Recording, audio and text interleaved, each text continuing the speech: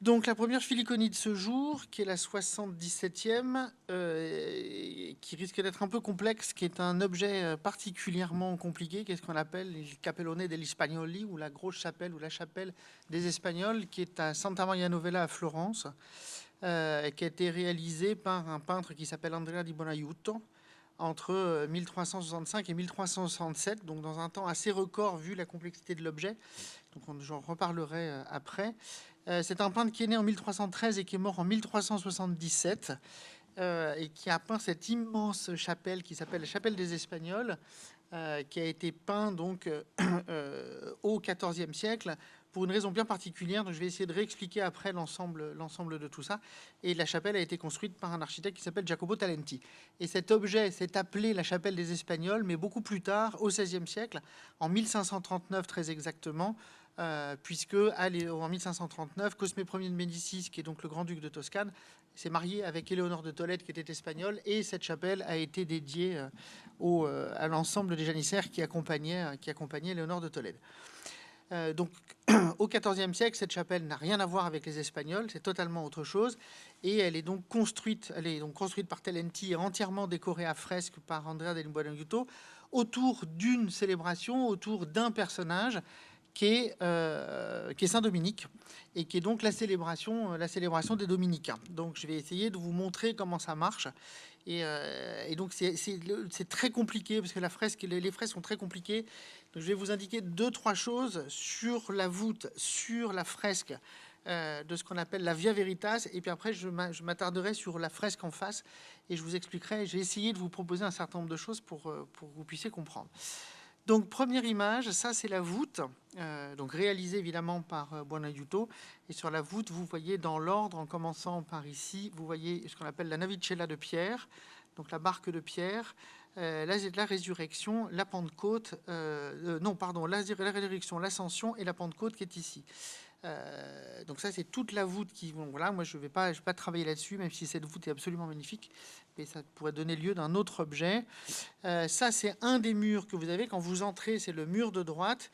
Alors, je vais en parler. Il faudrait que je refasse un jour quelque chose autour de ça. C'est une fresque particulièrement compliquée.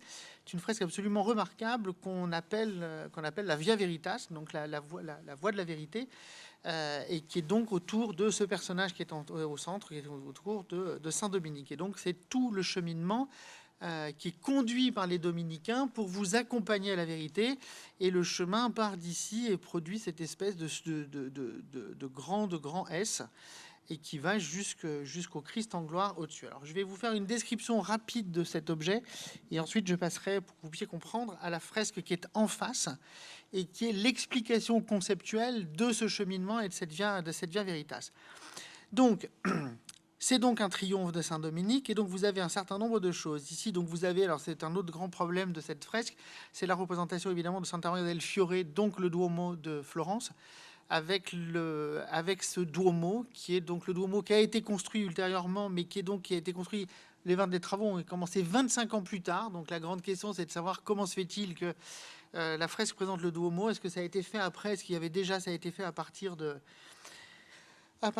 schémas? On n'en sait rien, ça reste un des grands mystères de cet objet. En tout cas, vous avez la représentation de la grande basilique de Florence, et donc au fur et à mesure, vous avez ici donc le pape, Benoît XI avec l'empereur Charles V, un cardinal archevêque et le roi de France qui sont représentés tous les trois qui sont ici et qui représentent l'institution, la mise en place de l'institution de cette église triomphante.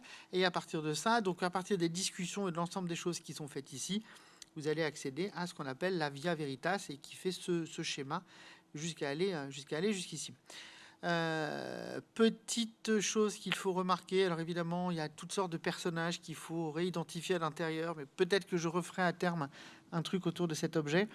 En tout cas, ce qui est assez étonnant, c'est que la représentation du début de la structure de cette Via Veritas, donc qui est liée à la pensée des dominicains, elle est faite à partir d'une figure symbolique qui est en bas, qui est donc la figure de ces chiens, tout simplement parce que les dominicains revendiquaient qu'ils étaient des dominicanis, c'est-à-dire des chiens de Dieu, et que c'est l'expression donc dominicain qui vient de ça.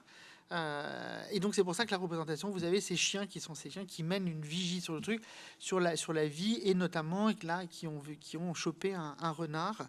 donc la vision du mal, etc., etc. Donc vous avez toute cette structure qui est posée ici. Donc là, vous avez l'église triomphante qui est ici. Là, vous avez la monstration du livre de sagesse. Et là, ici, vous avez les hérétiques qui se convertissent avec cette figure. Je suis désolé, cette image est particulièrement pixelisée, mais j'ai rien d'autre parce que cette fresque est très compliquée à prendre en photo. Vous avez ce personnage qui déchire les livres. On en reparlera tout à l'heure dans l'autre fresque qui est ensemble. Et puis ensuite, donc, vous continuez la Via Veritas, donc la monstration du livre de la sagesse. Ici, vous avez la représentation du divertissement qui sont représentés ici avec des gens qui dansent et qui chantent, qui font de la musique, qui dansent et qui chantent. Et vous avez au-dessus la représentation de l'avarice qui est en vert, de la luxure qui est représentée ici avec un singe, comme toujours, de l'orgueil avec un faucon, et de la jouissance qui est représentée avec un luth. Et donc tout ça, c'est la mauvaise vie, c'est donc pas la Via Veritas. Et donc la question, c'est de repasser par la Via Veritas et de repasser par les dominicains qui vont vous indiquer le cheminement vers la sainteté et qui vont vous accompagner jusqu'aux portes du paradis, puisque vous avez Saint-Pierre ici, les bienheureux, et ensuite vous accomplissez l'ensemble du chemin et vous arrivez jusqu'au Christ en gloire avec l'ensemble des archanges qui sont autour. Alors cette fresque est très compliquée, c'était pas l'objet du jour, mais je voulais juste vous faire comprendre, parce que c'est celle qui est en face qui va m'importer, mais que vous puissiez comprendre le fonctionnement de cet objet, et que vous puissiez comprendre que le sujet de cet objet, c'est donc cette Via Veritas, cette voie de la vérité qui est construite par les dominicains. Donc la question, c'est de savoir comment elle se construit, cette Via Veritas, comment ce cheminement vers la vérité se construit. Et pour comprendre comment ça se construit, eh bien, il faut comprendre la fresque qui est en face, qui est encore plus compliquée, qui est cette fois-ci non plus le triomphe de Saint-Dominique, mais qui est le triomphe de Saint Thomas d'Aquin. Et c'est ça qu'il faut que je vous montre maintenant, et qui est cette fresque-ci.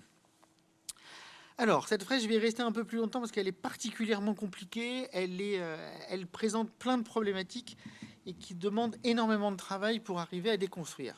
Ce qu'il faut remarquer, c'est évidemment au centre, sur un trône en gloire, Saint Thomas d'Aquin.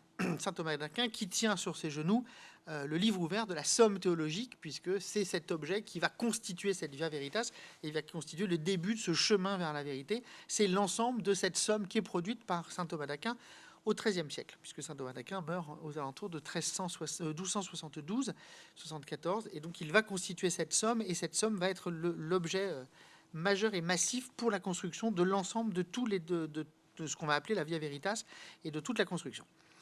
Ce qu'il faut comprendre, c'est que cette chapelle, originellement, et c'est là où il faut faire extrêmement attention, cette chapelle n'avait aucune vocation à être publique. Cette chapelle était à l'intérieur d'un couvent, c'est-à-dire que cette chapelle avait comme adresse des gens qui étaient en mesure de pouvoir recevoir et lire ces objets. Donc c'est une adresse qui est complexe, et c'est une adresse qui est donc conceptuelle et philosophique. Et c'est ça que je vais essayer de vous montrer, c'est-à-dire que ce que vous voyez ici en image, alors que ça paraît très statique, mais ce que vous voyez en image est la représentation allégorique, mémorielle et en image de la Via Veritas. Donc cette Via Veritas, pour la comprendre, il va falloir comprendre qu'elle en fait, elle a été synthétisée par saint Thomas d'Aquin. Et pour comprendre comment elle a été synthétisée par saint Thomas d'Aquin, eh bien, il va falloir lire tout ce qui est en bas. C'est-à-dire qu'en bas, vous avez une ligne sur des trônes de 14 figures allégoriques, en dessous desquelles correspondent 14 figures historiques. Et donc c'est ça qu'il va falloir que j'arrive à vous faire comprendre pour que l'ensemble des choses puisse se mesurer. Au-dessus, vous avez donc saint Thomas d'Aquin qui est représenté sur un trône en gloire, avec la somme théologique sur les genoux. Au-dessus, dans le ciel, vous avez la représentation des 3 vertus théologales et des 4 vertus cardinales. Je vous les rementionnerai après. Et à côté de saint Thomas d'Aquin, c'est-à-dire assis le long à la même hauteur que saint Thomas d'Aquin, vous avez 10 personnages qui sont les 10 grands auteurs du texte religieux et des Écritures saintes. Et vous avez dans l'ordre Job, David, Paul de Tarse qui est ici, Marc, Jean, Matthieu de l'autre côté, Luc, Moïse que vous voyez ici avec ces deux, c'est pas les cordes mais ces deux choses, et les tables qui sont sur ses genoux, Isaïe, et enfin Salomon, le roi Salomon que vous reconnaissez avec la couronne et la question du code qui sont sur ses genoux. Et en dessous, alors ça a donné lieu, j'en avais déjà parlé parce que j'avais fait déjà J'avais fait déjà une filiconie sur un autre peintre de la même période qui s'appelle l'Hypomémie, qui avait représenté un triomphe de saint Thomas d'Aquin, et donc est représenté sous saint Thomas d'Aquin, écrasé sous sa puissance et à genoux, trois puissances hérétiques, Arius, Nestor et évidemment Averroès, qu'on reconnaît à son turban et avec le coude posé sur le livre, et donc dans l'écrasement sous la puissance de saint Thomas d'Aquin. Bon, ça c'est la première lecture. Maintenant, il va falloir s'enfoncer pour arriver à comprendre comment ça fonctionne, l'ensemble de ces choses. Donc, première chose, la fresque est parfaitement divisée sur un angle, enfin, sur un, pardon, non, pas du tout un angle, mais sur une ligne centrale par laquelle passe le trône de glorification de saint Thomas d'Aquin, et qui va permettre en fait après de diviser l'ensemble. Et vous avez en haut, je vous ai renoté les 3 vertus théologales, l'espérance, la foi, la charité, et ensuite les 4 vertus cardinales qui convergent systématiquement toutes vers l'œuvre de saint Thomas d'Aquin. Et ensuite, si on passe à la suite, c'est là où on va voir comment ça fonctionne. Donc vous avez donc ce qui part cette fois-ci de la bouche de Thomas d'Aquin et qui suit la perspective du trône, qui va diviser l'ensemble de la fresque. Et je vous ai mis en dessous l'ensemble des 10 personnages qui ont constitué le texte, et ensuite les 3 hérétiques qui sont en dessous. Et ensuite de ça, vous allez voir ces 2 lignes, ces 2 lignes de perspective, elles vont permettre de constituer une lecture par la suite de ce qui est. Et enfin, et là on va en arriver à voilà, ma petite passion pour les lignes. Et donc ce qui part de l'œuvre, donc ce qui parle de l'œuvre, de la somme théologique, à partir de ça, vous avez un ruissellement qui va construire une structure extrêmement précise. Vous avez l'ensemble de toutes les choses qui vont permettre d'arriver à l'ensemble des... je pense que c'est lisible, c'est lisible. Vous avez un ensemble des personnages, donc à chaque fois, je vous ai écrit en blanc la désignation de l'allégorie, et ensuite en rouge, en dessous, le personnage historique qui est lié à l'allégorie. Je vous ai marqué ensuite en dessous pour la compréhension, et ce qui est divisé par la grande ligne qui coupe la fresque en deux par le milieu. Sur toute la partie gauche, vous avez ce qu'on appelle les sciences sacrées et théologiques. Elles sont donc au nombre de 7. La loi civile, la loi canonique, la philosophie, les écritures saintes, la théologie, la contemplation et la prédication. Et de l'autre côté, vous avez ce qu'on appelle les arts libéraux, qui sont eux-mêmes divisés en 4. Donc ce qu'on appelle traditionnellement le quadrivium, avec l'arithmétique, la géométrie, l'astronomie et la musique, et le trivium, la dialectique, la rhétorique et la grammaire.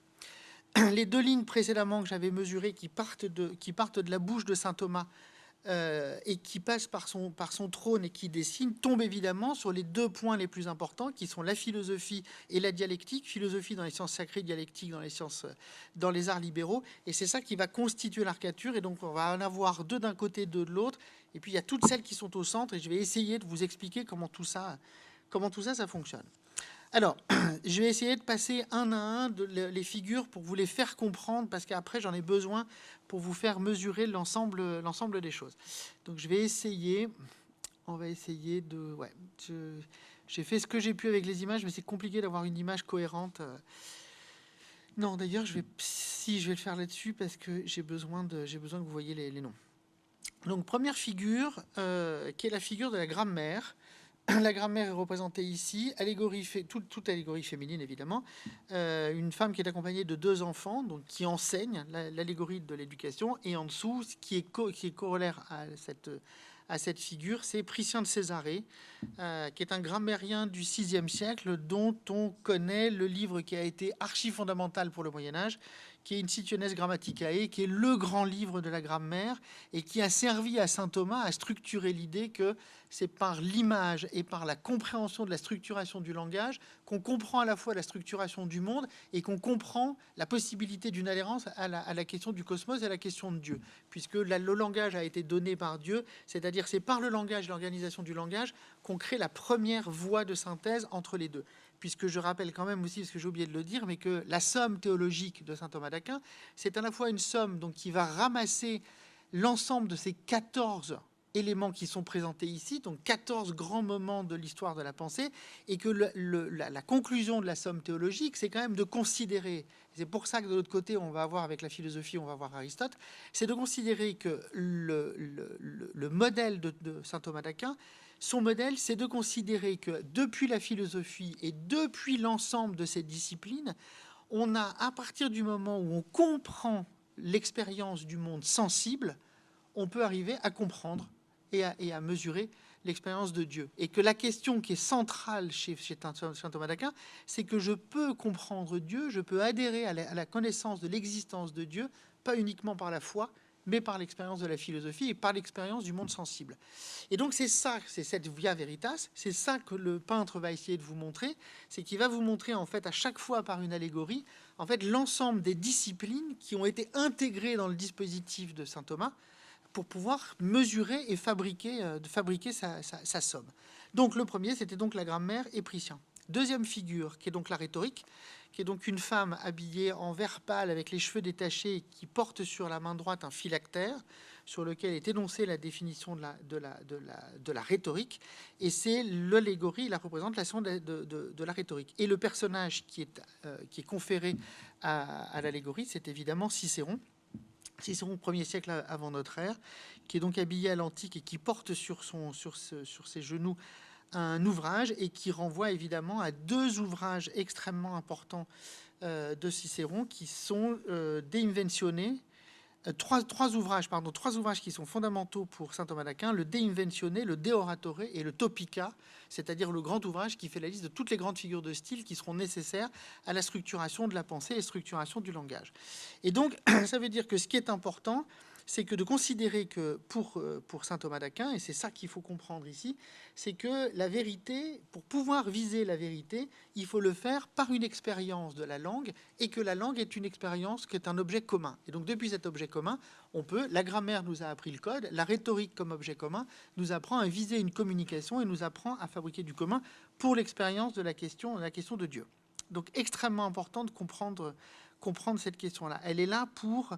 la rhétorique, elle sert à ordonner, à continuer l'ordonnancement du monde et à partir de ça, à convaincre et à enseigner cette figure de la relation au monde et donc à Dieu. Et donc c'est important parce que c'est ce qu'on va essayer de vous montrer tout au long de ces filiconies. Troisième figure, qui est la question de la dialectique, extrêmement importante. Alors ça, c'est un des grands problèmes qui divise tout le monde, qui a beaucoup divisé des interprètes. Parce que c'est très compliqué, parce que c'est toujours assez compliqué. Normalement, tous les noms des personnages sont écrits dans les cartouches qui sont en dessous, mais comme beaucoup de choses ont disparu, que ça a été un peu abîmé, c'est compliqué. Il semblerait qu'on soit en mesure de reconnaître... Alors, le problème, c'est que ce personnage a un chapeau cardinalis, donc en fait, pendant très longtemps, il a été assimilé à Jean 21, qui s'appelait Pietrus Hispanus, mais aujourd'hui on est quasiment sûr qu'il ne s'agit pas du Jean 21 pape, mais d'un autre Pietrus Hispanus Logicus, qui est un personnage dont on a perdu absolument toute la trace, mais dont on connaît un ouvrage qui a attesté de lui, qui est ce qu'on appelle le Tractatus, et qui est un ouvrage extrêmement important, puisque c'est celui qui va fournir pour le Moyen-Âge toute la structuration de la logique formelle. Tout le travail de saint Thomas d'Aquin est fondé sur cette logique formelle de Pietrus Hispanicus. Et que la grande thèse de Pietrus Hispanicus, c'est que la vérité ne peut s'obtenir que par la recherche de la raison dialectique. Donc c'est pour ça que c'est extrêmement important, parce que d'un côté, vous avez cette recherche dialectique, et de l'autre, vous aurez la philosophie. Quatrième figure, c'est la musique, représentée par une allégorie d'une femme vêtue en vert et qui tient sur ses genoux un organum, donc musique sacrée, pas musique profane, à ne pas confondre avec la fresque que vous avez en face où c'est d'autres instruments et qui est la musique du loisir. Non, là c'est un organum, c'est la musique sacrée, on en reparlera, et qui est représentée par un personnage qui est un peu particulier, qui est Tubal-Caïn, qui est un personnage c'est le seul personnage qui n'est pas officiellement historique. C'est un personnage qui est inscrit dans les personnages bibliques et qui est considéré historiquement comme étant l'inventeur de la musique. Alors pourquoi la musique est ici et pourquoi elle est importante? Parce que vous verrez qu'elle est en lien avec autre chose, avec le texte sacré de l'autre côté, et que la musique et la structuration de la musique est une des possibilités pour faire adhérer, pour faire comprendre en tant qu'harmonie la question du bonheur et la question de ce cheminement vers Dieu. Donc, d'où l'importance fondatrice de la question de la musique. 5e figure, la question de l'astronomie. Alors là aussi, petit problème, mais ça c'est un problème récurrent dans le monde ancien, c'est que l'astronomie, donc toujours la même chose, c'est représenté par une femme, elle est couronnée, la main vers le ciel, la main vers le haut pour montrer le cosmos, et elle a je suis désolé, l'image est fait très faible, mais elle a dans la main, sur son genou, elle a ce qu'on appelle une sphère armillaire, qui est donc la sphère avec l'ensemble des trucs qui permet de reconstituer, de montrer comment fonctionnent les voûtes célestes et l'ensemble du cosmos. Et en dessous est représenté Ptolémée, alors comme toujours avec l'erreur qui est faite par le Moyen-Âge, c'est-à-dire que Ptolémée est couronné parce qu'on confond Claude Ptolémée, l'astronome du IVe siècle, avec Ptolémée qui est dans la dynastie après Alexandre le Grand et qui a été une dynastie égyptienne et un pharaon. Donc il ne s'agit bien pas du pharaon mais de Claude Ptolémée, l'astronome. Et donc ça renvoie à un ouvrage fondateur de Claude Ptolémée qui a été extrêmement important pour tout le Moyen-Âge, qu'on appelle l'Almageste. Et qui est donc cette idée que la contemplation du ciel permet donc de comprendre le cosmos et à partir de ça comprendre la possibilité de comprendre Dieu. Et donc on s'enfonce évidemment toujours un peu plus dans ces disciplines. La discipline qui vient après, c'est donc la géométrie, qui est représentée par un personnage féminin qui tient un compas et une équerre, et en dessous est représenté avec un turban à l'antique et blanc qui est Euclide. Donc Euclide, 4e siècle avant notre ère, mathématicien. Et donc Euclide, il ne nous reste pas grand-chose, mais on a ce qu'on appelle le texte Les Éléments, qui était extrêmement important dans la tradition pour le Moyen-Âge et pour la compréhension du monde, et qui va poser cette thèse essentielle qui est les formes représentent une rationalité stable. Donc ce que permet la géométrie, c'est l'interprétation des formes. Depuis l'interprétation des formes, on peut comprendre la stabilité du monde et donc pouvoir comprendre Dieu. Et ensuite, forme suivante, on va encore s'enfoncer dans cette discipline. On arrive avec l'arithmétique. L'arithmétique est représentée par une femme en mouvement avec un voile blanc transparent et sur lequel elle a sur les genoux un volumen. Et en dessous est représenté évidemment Pythagore, 6e siècle, qui lui est un philosophe. De Pythagore, nous n'avons conservé aucun écrit, puisque Pythagore lui-même avait dit, enfin, on a conservé la tradition que Pythagore n'a pas écrit, mais on a conservé toutes les traditions, la question de la lecture de Pythagore. Et Pythagore, on est sur autre chose qui est l'ordre du réel et mesurable. Et depuis cette mesure, on a la possibilité de comprendre ce qu'est le monde de Dieu et le cosmos, puisqu'il doit y avoir une relation manifeste entre les deux. C'est-à-dire que pour Pythagore, pour saint Thomas d'Aquin qui lit Pythagore, le nombre manifeste l'ordre ontologique de la création. D'où la nécessité d'aller chercher l'arithmétique pour comprendre ce qui est contenu dans les nombres comme étant la manifestation de l'ordre ontologique de la création, c'est-à-dire la création de Dieu. Ça, c'était pour les arts libéraux. Donc on comprend ce premier héritage des arts libéraux sur lequel il faut comprendre ce qui est donc sur la gauche. Et sur la gauche, ce sont d'autres choses. Alors je repars depuis la partie la plus au bout. Donc on a de ce côté-ci une figure féminine, une allégorie féminine qui est couronnée, glaive, orbe, serpent, qui est l'allégorie de la gouvernance. Et en dessous, vous avez la représentation de l'empereur Justinien Ier, donc 6e siècle, qui est un empereur à Byzance, et qui porte sur ses genoux ce qu'on appelle le Code Justinien, qui est la première somme qui a été faite en reprenant et en retraitant le Code civil romain, cette première stabilisation d'un code à partir de la pensée chrétienne, et qui est cette première chose qui est essentielle pour saint Thomas d'Aquin, qui est que l'ordre social doit refléter l'ordre rationnel et l'ordre divin. Et donc c'est nécessaire, et c'est ça qui justifie la question du bien commun dans la somme théologique. Figure suivante, qui est la loi canonique, qui est représentée par une femme habillée en vert avec un voile transparent et sur lequel, sur les genoux, elle porte une église, qui est donc la fondation, et en dessous, seul personnage contemporain, il est mort 40 ans plus tard, mais qui est le seul personnage du XIVe siècle, qui est donc Clément V. Clément V qui est aquitain, parce que c'est Bertrand de Gaux, qui a été pape à Avignon au tout début, premier pape à Avignon, enfin à Avignon. Il a été toujours un peu en circulation, mais en tout cas, techniquement, c'est le premier pape à Avignon. Et il tient sur ses genoux une bulle qui s'appelle la bulle Vox in Excelso, qui a été, entre autres, une bulle qui a été extrêmement importante, parce qu'elle a mis fin à la question des Templiers. Et que c'est ce qui est nécessaire à comprendre donc pour la présence pour Bonaiuto, évidemment, de Clément V, puisque ça ne renvoie pas à la question de saint Thomas d'Aquin, mais en tout cas pour la compréhension dans la construction de la fresque pour Bonaiuto, qui est de comprendre évidemment que la présence de Clément V permet d'incarner la stabilité institutionnelle, c'est-à-dire qui est la question de le rendre effectif l'ordre et de le rendre effectif dans le temps, c'est-à-dire dans le contemporain. C'est ce qui permet donc dans la lecture conceptuelle de la fresque de comprendre que tout le reste est lié à l'architecture de la pensée de saint Thomas d'Aquin, mais que ça, il faut le comprendre parce que ça vient marquer un ancrage et une actualisation pour celles et ceux qui, au moment de la lecture de la fresque, au XIVe siècle, le comprennent à partir du pape Clément V.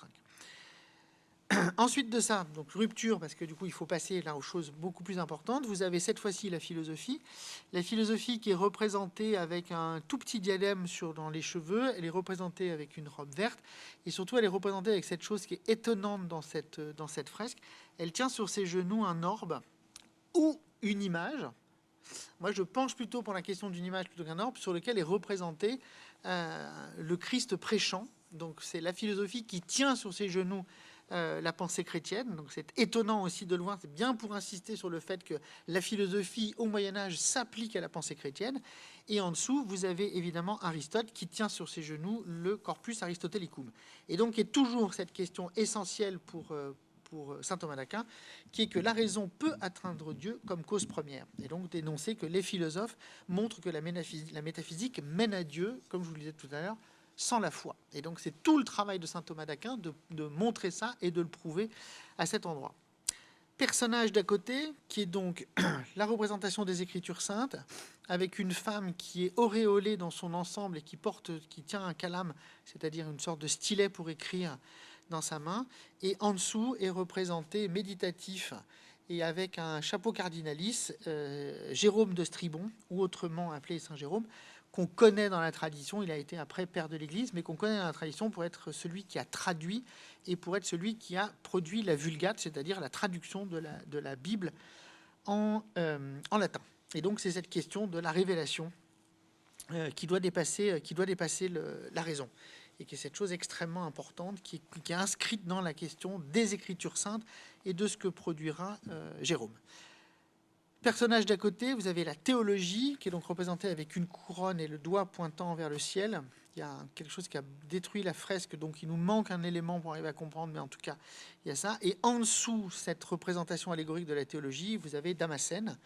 Alors Damascène, Jean Damascène, 7e siècle, qui est extrêmement important, Damascène pour plein de choses. C'est donc Jean Damascène est un des théologiens, des plus grands théologiens qui ont été extrêmement utiles à saint Thomas d'Aquin.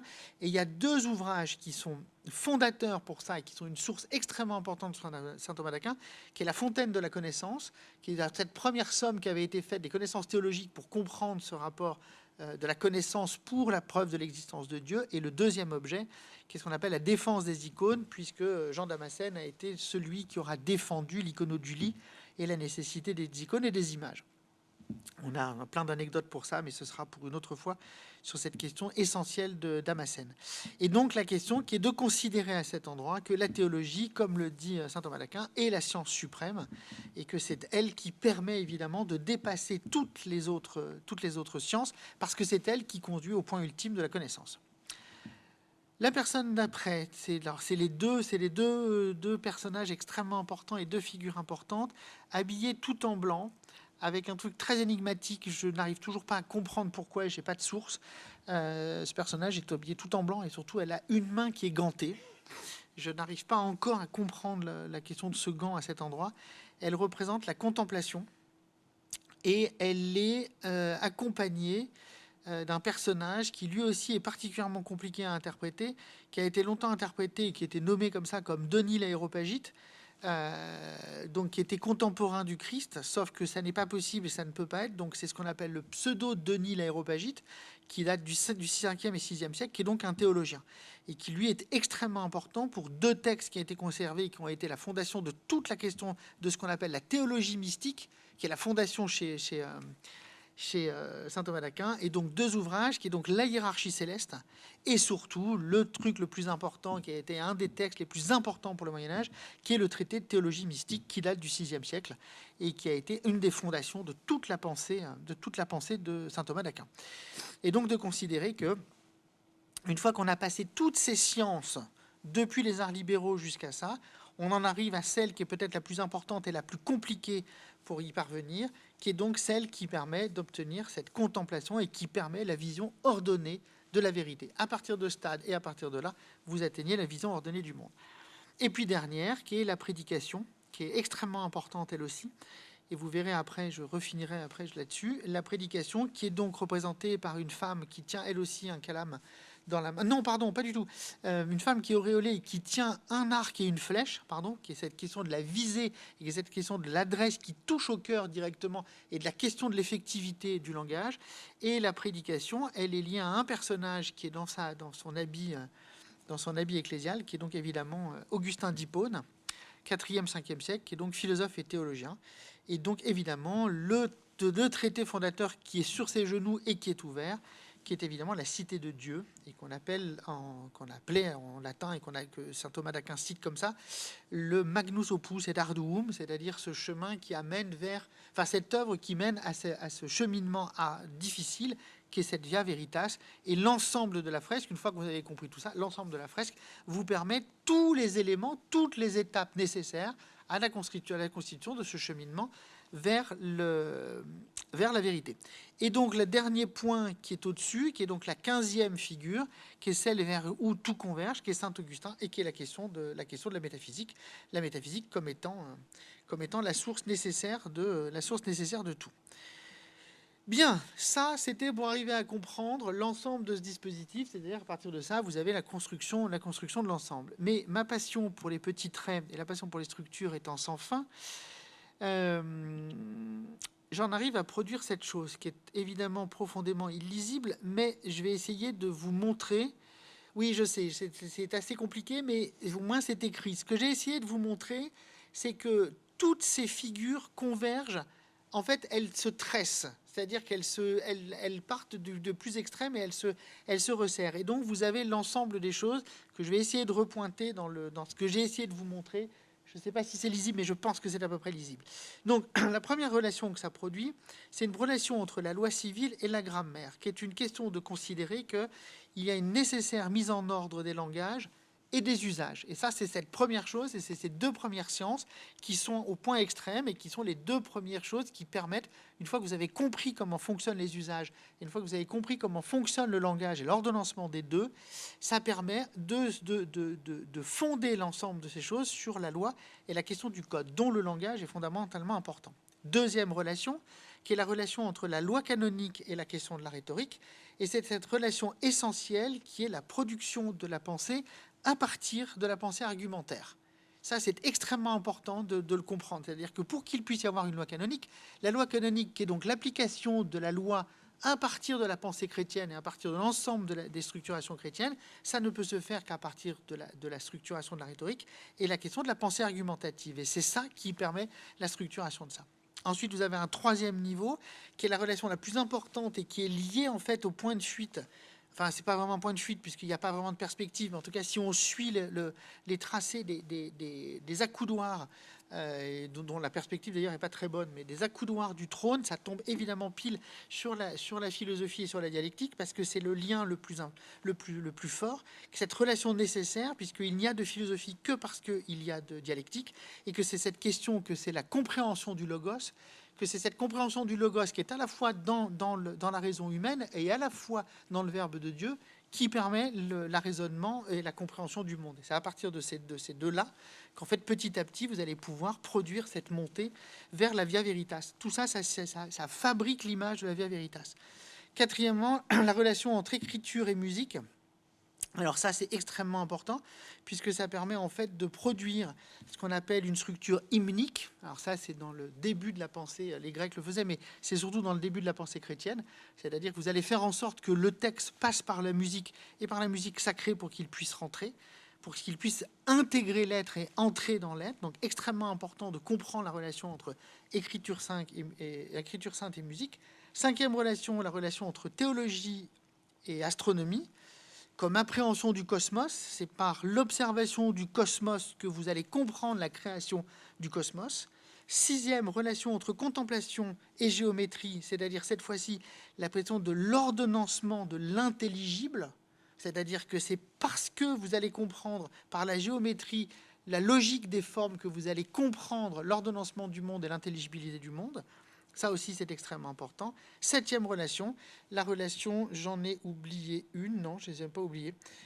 Théologie, astronomie, contemplation et géométrie, l'ordonnancement de l'intelligible. Septième, la relation entre les deux dernières, entre prédication et arithmétique, qui est donc cette question, et ça je l'ignorais encore hier, en reprenant toutes ces questions-là et en reprenant saint Thomas d'Aquin, je me suis rendu compte de cette chose qui est de considérer dans la pensée de saint Thomas d'Aquin que la prédiction est une performativité. C'est-à-dire que pour ça, j'ai besoin de l'arithmétique comme mesure pour arriver à produire l'intensité de ce qu'est la prédication. La prédication ne produit pas de la raisonnement, la prédication produit une expérience depuis le langage qui vous mène, depuis la contemplation, qui vous mène à la question de la métaphysique. Et donc c'est pour ça que tout ça file jusqu'au dernier point qui est la métaphysique comme relation, comme l'expérience de la relation entre le sensible et le divin.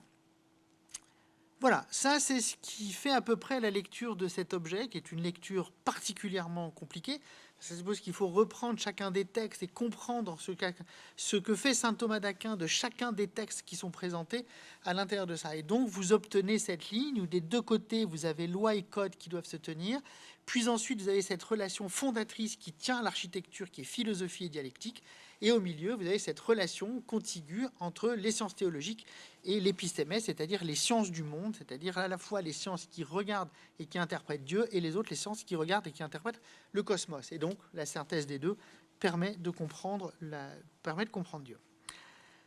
Alors, comme conclusion, j'ai une conclusion rapide à faire. La première chose, c'est de considérer que cet objet n'est pas une lecture de la somme théologique. Non, c'est-à-dire que vous ne voyez pas dans cet objet la synthèse de la somme théologique. Pas du tout. Ce que vous voyez dans cet objet, c'est la mise en image du cheminement nécessaire pour arriver à la somme que produit saint Thomas d'Aquin. C'est-à-dire de ce qui est nécessaire pour vous. Il faut imaginer qu'encore une fois, je vous l'ai dit, l'adresse de cet objet n'est pas une adresse publique, c'est pour des gens qui sont liés à l'étude et qui sont à l'intérieur de ce monastère. Donc ils le comprennent, c'est quasiment une mise en image de ce qu'est l'ensemble du travail nécessaire pour arriver à cet objet. Et donc c'est extrêmement important, c'est de considérer qu'effectivement, Buonaiuto, le peintre, illustre ce qu'on appelle en théorie générale, en tout cas Arras l'appelle comme ça, Daniel Arras dit qu'il fabrique de la philosophie intégrée comme image. C'est ça qu'il fait. Et donc il ne fait pas un résumé de la somme théologique, il fait un résumé de tout ce qui est nécessaire à apprendre et à connaître. Alors vous verrez, on en reparlera tout à l'heure, et notamment avec Francesco, sur ces questions de la mémorisation et les techniques de mémorisation pour ça. Et en fait, c'est une sorte de résumé mémonique et technique de ce qu'il est nécessaire d'étudier pour pouvoir comprendre ce qu'est la somme théologique et le cheminement qui est fait à cet endroit. Et donc, c'est ce que Daniel Arras appelle une philosophie intégrée comme image. C'est-à-dire de considérer que le logos et la foi sont unis en un seul dispositif, qui est donc un dispositif d'apprentissage. Et pour ce dispositif d'apprentissage, on va produire 14 figures allétoriques et 14 figures, c'est-à-dire qui renvoient à des références extrêmement précises dans l'histoire de la pensée, depuis l'Antiquité jusqu'à saint Thomas d'Aquin. Donc, conclusion. 1. C'est donc de considérer que cet objet est exclusivement un objet allégorique. Tout doit être compris comme une allégorie. Ça, c'est la première chose. Et l'allégorie, c'est important, on va en reparler immédiatement. L'allégorie, c'est d'utiliser un objet matériel, concret, pour pouvoir produire un sens abstrait. C'est ça. Et que cette allégorie, c'est pas l'allégorie qui résume la somme théologique de saint Thomas d'Aquin, c'est une allégorie qui fait une synthèse de ce qu'est le parcours technique et philosophique qui permet d'y accéder. Et donc, qui permet à partir de ça d'éprouver ce qu'est cette via veritas qui ouvre à la vérité de Dieu.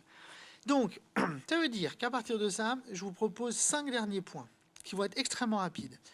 Le premier, c'est de considérer, en reprenant l'architecture que je viens de vous proposer à partir de ça, 1, de considérer pour lire l'ensemble de ce dispositif, c'est-à-dire de cette via veritas, 1, le savoir commence par la parole, et donc par la codification de la parole. 2, ce savoir qui commence par la parole s'organise par la raison, d'où la raison nécessaire de mettre la philosophie et la dialectique à cet endroit. 3, ce savoir qui s'organise par la raison, il s'élève par la morale, c'est-à-dire par l'ensemble des disciplines à la fois techniques et théologiques qui permettent d'y mener. 4, il est éclairé par la révélation, donc tout ce qui touche à la contemplation, etc. Et enfin, point final et dernier point 5, pour s'achever dans une sagesse contemplative. Et la sagesse contemplative, c'est évidemment saint Thomas qui porte sur ses genoux, la somme théologique. Et donc, de considérer, et ça c'est extrêmement important de le dire, que cette fresque n'est pas l'illustration comme résumé de la somme théologique de saint Thomas d'Aquin, mais c'est la somme théologique de saint Thomas d'Aquin faite image, comme processus de travail et comme processus d'étude. Et donc, est à la fois une sorte de bloc-notes, parce que ça rappelle tout ce qui est nécessaire, c'est-à-dire j'ai tous les gens importants et toutes les œuvres importantes pour le faire, et ça veut dire que moi, petit moine, à ce moment-là, qui existe au XIVe siècle, je sais que quand je viens dans cette chapelle, je sais qu'en fait, j'ai une sorte de memento, de carte, qui permet en fait de me donner le plan. C'est un plan de thèse, le bazar. C'est un immense plan de thèse en images. Et donc, c'est ça qu'il faut comprendre, c'est-à-dire que ce n'est pas un résumé de la somme, c'est une mise en image comme résumé du plan méthodologique pour y accéder. Et c'est ça qui donc en fait de cet objet un objet totalement étonnant et totalement singulier. Voilà pour le premier.